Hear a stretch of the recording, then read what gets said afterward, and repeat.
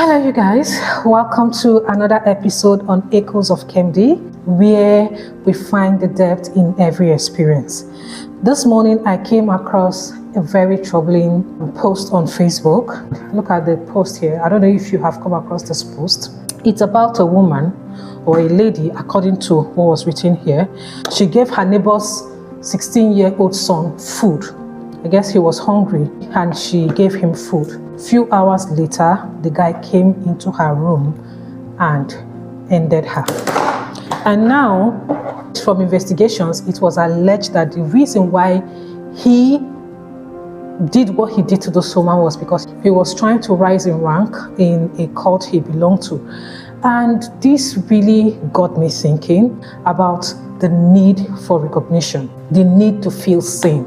We see how we talk about in relationships, in working environments, in communities, all around us. Every single person wants to be seen. Even on social media, people do very nasty, crazy stuff on social media just because they want to be seen. That desire for recognition, everybody wants to be recognized for some reason, right? People are doing everything possible to make money overnight so that they can be recognized. That hunger for fame, it's something that, for me personally, I cannot understand. This need that people have, that they want to be seen wherever it is that they belong to. They want to be recognized. They want to be respected. They want to be treated like they are special. And in order to get that, they are ready to go to any length. Now, this is a child, a 16-year-old child who committed such atrocity just because he wants to rise in rank in a cult that he belonged to, 16 years old. Now, first of all, what would drive a child of that age who is not yet in higher institution? Because before we used to attribute cultism to higher institution, right? Now, what would drive such a young boy who is not yet in higher institution, I assume, because a few years ago, JAM put a stop to under 16 writing JAM's exam, right, to get into the higher institution. So even if he had finished secondary school probably earlier, he has to wait until he's 16 to write JAM in order to get into the higher institution.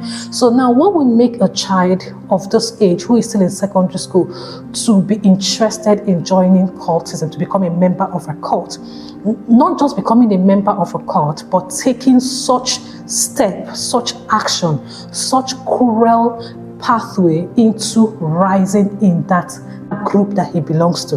What would drive such a child to want to make such a loud noise? Because as far as I'm concerned, it's a noise. Like, you want people to know that you exist. You want people to know that you are capable of doing something. When I was reading the comments on that post, most people were so focused on the fact that the woman fed him, right? Yes, the woman fed him, and then in return, this is what he did to her. But that is not even my number one focus. My number one focus is what will drive a child of that age. We've seen videos where little children of 13 years, 14 years, 12 years old are going to all of these ritualists or whatever they call them, that they want to make money, right? We've seen the level of desperation among the young people, among kids, among young boys, young girls. People are doing crazy shit just so that they can access money for the purpose of fame, for the purpose of recognition, right? For the purpose of attention, for the purpose of acceptance, right? And one of the things that keeps running through my head is society has set a standard which they use in measuring success. And that standard boils around money. If you do not have money, if you cannot throw money around in parties, in clubs, in different places, just come to a place and start throwing money, people don't respect you. People don't consider you a success. And I remember some years back where, I don't know if it's still happening now because I've not really been paying attention to it, but a few years back, before EFCC started coming down on people who are spraying money, sometimes you see videos of people in clubs, people in joints, people in different places spraying money up and down, right? And then capturing it on camera and posting on social media. Why is that? So that they can be seen. They want to make a very loud noise so that they can become popular.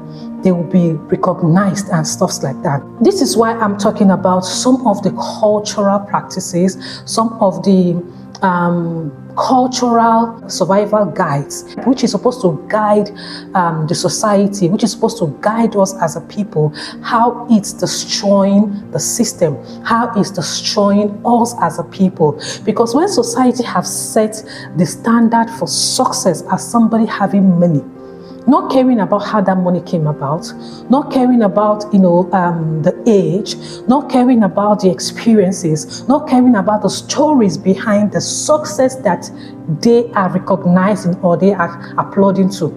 It starts making people not to care about values, right? Now you see in Nigeria, as much as we're very religious people, as much as we are very cultural people, we lack values, as a people.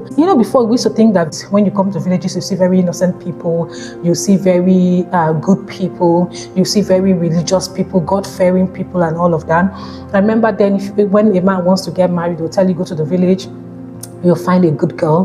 When a woman wants to get married, you'll find looking for a husband, they say go to the church, you'll find a God-fearing man, and stuff like that. But all around our communities, all around the society, the level of cruelty that has eaten into the roots of the system or of our society, it's beyond words. Like, it's despicable. I don't even know how to explain it. All of these are caused by the standard society is setting for its people, right? Yesterday I was having conversations with my younger ones, and we're talking about success, and we're talking about how success is relative and all of that. And one of the things I kept talking about was that we need to stop trying so hard, desperately, working so hard to be seen as successful, so hard for people to say, oh, that person is a success. No, we need to focus on the kind of life we want to live. Like I was telling them, I said, personally, what I'm asking myself is, what kind of life do I want to live, right? What kind of society do I want to exist in? What kind of community do I think is a right place for me? If I know what I want out of life, which it has nothing to do with what society has told me my life is supposed to look like, which has nothing to do with the standard society has set for me, if I know what I want out of life, and I start working towards it, and I start achieving those things one after the other, then I'm a success, right? It doesn't matter if society have set the standard for that for you to be considered a success, you have to have 100 billion naira in your bank account. You have to be able to travel abroad at any point in time and come back. You have to be able to go on vacations. You have to ride the best cars in town. You have to live in the best houses in castle. You have to have chefs and staffs around the house and security and all of that. I do not care personally about the standard society has set that once you attain it, then you can be considered a success. My focus is, what do I want? Because one thing I've come to realize is, a lot of times we are chasing things, not because those things we're chasing, we actually need them. Not because it is what we desire.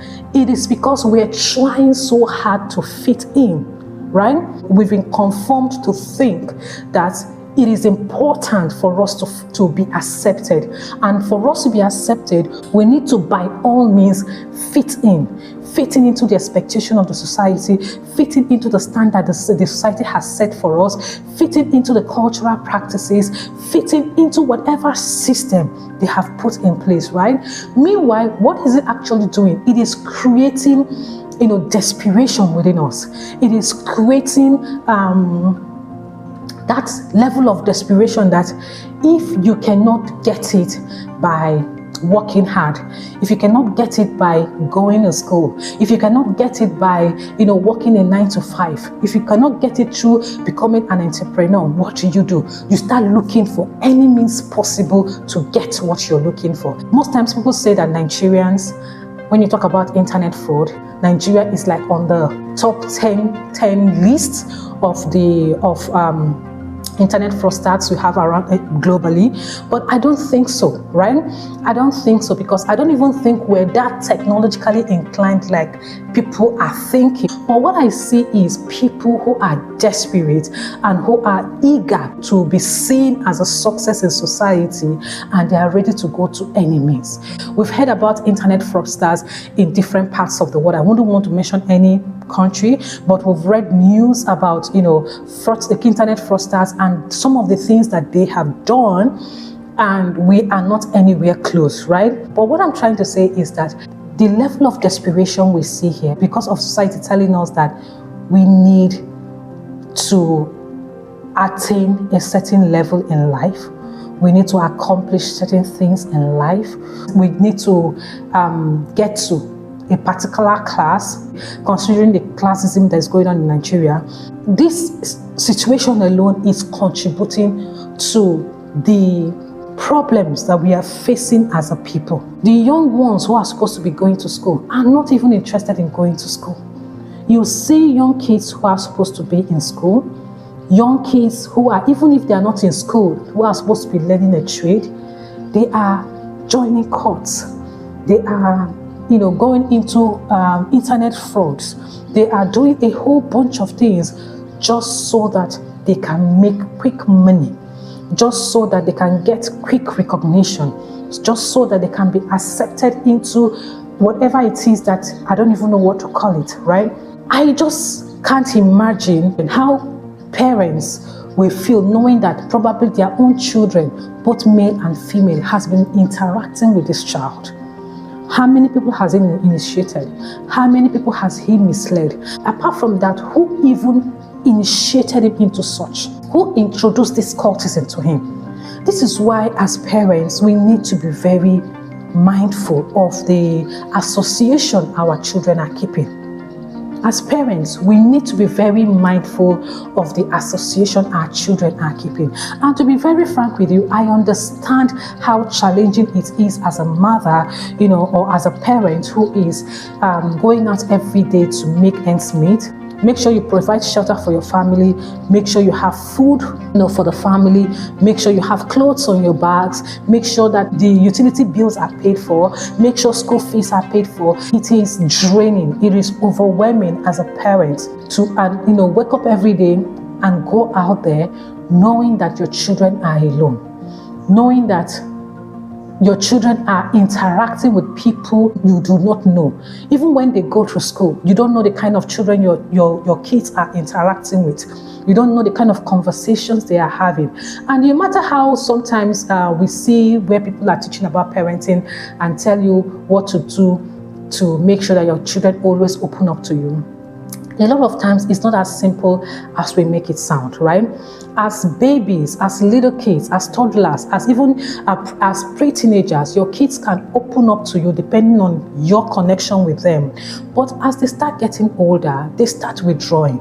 There are kids who start withdrawing for no reason. You can't even explain why they start withdrawing, but they just start feeling like it's not okay for me to tell you this, or it's not okay for me to discuss this with you, especially when they start talking to other kids outside, and the other kids starts telling them, oh no, you're not supposed to have this conversation with your parents, or this is supposed to be a secret, and stuff like that. And they are aware that when they let you know about the kind of conversations they are having or the things they are doing, you may not approve of it. And if you do not approve of it, their mates, their peers will start looking at them as not matured enough or being controlled. And so for that reason, they choose to start keeping things away from you. Parenting is a whole lot of, I don't even know, parenting is on another level. Sometimes people try to teach parenting. Sometimes people try to make it sound as if there is a manual to parenting. The truth is that when you're parenting, you're actually raising a whole human being who has a mind of their own, who has, their own need, who are developing their own perspective, their own values, their own mental, physical, emotional understanding when it comes to life, right? That aspect of them you cannot control. You can only talk as much, you can only live by example as much as you can, but the truth is that you're not even the only person that they are looking at when it comes to what they are learning about life. Part of the conversation I had with my siblings yesterday was how it's not only our parents that influenced the people we became, right? In our community, there were people we looked up to. In our community, there were people who were more like an example to us. To us, we felt that they were living an exemplary life, and we learned from them, right? The setting of the environment where we are coming from also influenced the people we became. It's not just our parents, it's not just people within our household, the community as a whole, the environment as a whole, the school system too. The schools we attended to, we met teachers, we met children from different homes, we made friends from people who were not even part of our community, and we learned a lot from all of these angles, right? And that also influenced the people that we became as adults, right? So the truth is that when people talk about parenting, they think that there is a 101 guide on parenting, like there's a simple way to parent a child. There is no simple way to parent a child. That is just the truth. Everybody is doing the best they can, because why I'm talking about this parenting aspect in this video is that sometimes people will just assume that probably the parents were never around, probably the parents were never involved, probably the child was left on his own, probably nobody was there to teach him the right thing, to guide him, to counsel him and stuff like that. The truth is that most times a lot of kids who went into a life of crime were loved, were guided in every angle, in every aspect, but there were other people out there who was influencing them that the parents did not know about. And some parents get to know about it, try to create a disconnection, try to sever that relationship and get like a pushback from the child, right? Get like a pushback from the child. That is just the truth. So there is just a lot of circumstances that can lead to a child turning out like this or acting in this way, or deciding to join a cult. So I don't want to blame the parent, even though there is every possibility that parenting could also contribute to what happened. But I don't want to blame the parent entirely, because I'm a parent and I know what it's like, right? I was a child and I know what my parents went through to try to guide me in the right direction, right? I was a difficult child, that's just the truth. And being a difficult child, I knew what it took for my dad to keep me in check. Most times he didn't even have things figured out. Most times he wasn't even on track, but he was just doing everything possible to keep me in check, and he did his best, right? So this is the reason why, as much as a lot of people were blaming parenting, I don't want to really focus on blaming the parent, but my focus is on society. Society has set a standard that says that for you to be recognized as a success, there is a level you must attain, right? Society has made a big deal out of recognition, out of fame. You hardly come across a person who is doing something not for the purpose of fame, but just for the purpose of contribution, just for the purpose of information, just for the purpose of societal growth, right? You hardly see people like that. Most times when people are doing something, whatever it is they're doing, even in this social media platform we see today, everybody wants to be famous because they feel like that's where the money is. And that is not a lie, right? That is not a lie, but that should not take away from our values. This should not take away from our values. Our desire to make ends meet, our desire to be successful financially, our desire to gain popularity, to gain fame, that exposes us to more opportunities, better opportunities. I get that. But while we are setting that standard, let us understand that this is a virus, or this is a cancer that is eating deep into the roots of society. The younger generation we are raising today are turning into, if you were on social media last year, on TikTok last year, you will see a video of, was it a 14-year-old boy, maybe a 12-year-old boy that took his 14-year-old friend to a herbalist and told the herbalist that he wants to use his friend to make money. I don't know if I'm remembering the age correctly. Please, if you remember, let me know in the comment section. Before, when we hear about this level of correlity, when we hear about rituals, when we hear about so many things, it was mostly the adults, right? It was mostly adults. When we hear about people pushing, drugs, I don't know if I should be saying that on YouTube, you will mostly know it's adults and mostly men. But today you have women, you have kids participating in this.